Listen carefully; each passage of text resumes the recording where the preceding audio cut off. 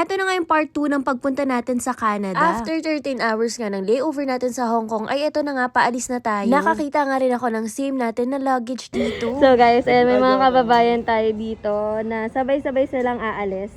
Ayan, papuntang Canada. Tapos ang agency nila is IPAM. Totoo nga na kapag nasa ibang bansa ka, iba nga yung koneksyon ng mga kababayan nyo dito. Eto nga ang biyahe natin from Hong Kong to Canada ay aabutin nga ng 14 hours. At dahil wala nga tayo sa window seat ulit, ay nakikitingin nga ako dito sa gilid. At maya-maya nga lang nagbigay ng snacks itong mga flight attendant. After nga nyan, dumating na nga rin tong first meal natin. Pinapapili nga ako ng FA kung ano yung kakainin natin. At nung narinig ko nga yung mashed potato, eto na nga yung pinili ko. Pero wala pala tong kanin. Sinek ko na nga rin kung nasa na tayo at nasa kalagitnaan na nga tayo ng dagat. Kaya naman ito si ate girl ay nag-CR na nga para makapag-stretching. Habang naglalakad-lakad nga ako, nakita ko nga alito si kuya dito. Ayan, ginawa ko ganyan, lakad-lakad lang dahil wala nga tayong magawa sa eroplano. Natutulog nga lang ako at ito naman, manunood tayo ng movie at ang napili ko nga itong Barbie. Maya-maya nga lang nagbigay ulit sila ng snacks at hindi ko naman ito masyadong nagustuhan. At 2 hours nga before ng landing ay nagbigay ulit sila ng meal. Kayo na nga din mamimili kung ano bang drinks yung gusto nyo. At sa lahat nga ng serve nila, ito lang yung pinaka nasarapan ko plus meron na nga ring kanin. May kasamang prutas at akala ko nga soup tong isa pero parang gelatin lang pala. Sa habangan ng biyahe ko, ito talaga yung masasabi kong worth it na dala-dala ko. Mas naging komportable nga yung pagtulog ko dito sa eroplano dahil dito. At after nga ng 14 hours na flight, finally guys, nandito na tayo sa Canada.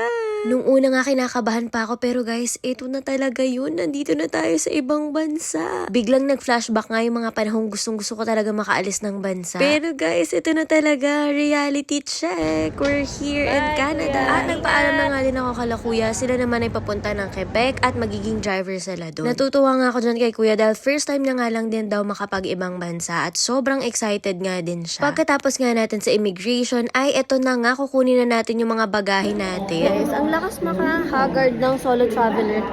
Ang sakit na ng braso ko sa airplane ko naranasan. 30 hours ba naman yung flight ko? And then, ito yung gamit ko. Ito, sobrang bigat. Tapos yung bagahe ko, ayun pa, yung dalawang pulang yun. Pag mag-isa ka palang babiyahe, wala kang choice pero ikaw talaga lahat magbubuhat kahit gaano pa yan kabigat. At napasandal na nga lang ako sa pagod. Ito talaga yung pagbuhat ko sa gym eh. Dito yun eh. Girl, I made it. Now, parang gusto mo na mag-blush on. Mag-blush on. Gusto mag-freshen up, girl. Ang init dito.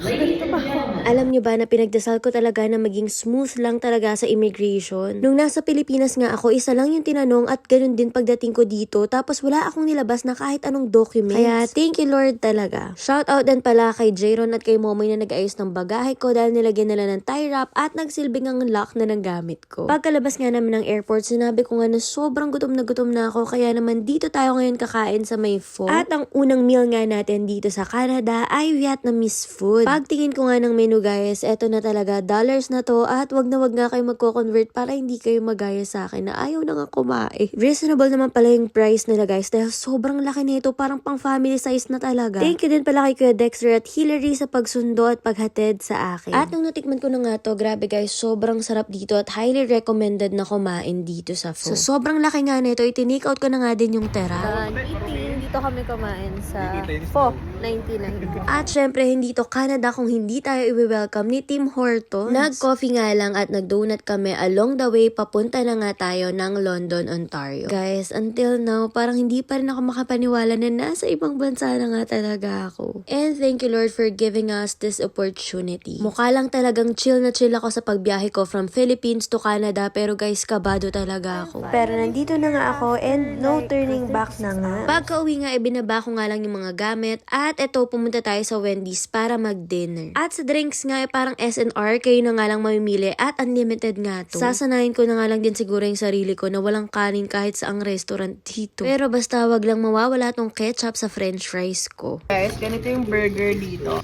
Wow! Kung ano yung nasa picture, ganun talaga ha. Ayan, tignan natin. Uy, ang sarap. Hindi ako burger lover. Pero, walang kanin, guys. Ang sarap naman. Ganun din. Kasi sa Wendy's dun sa atin. Guys, tingnan nyo naman ang kapal. Diba? Pagkatapos nga namin kumain, umuwi na nga din kami. At ito nga yung first day ko sa Canada. Yun lang, kita-kits ulit bukas!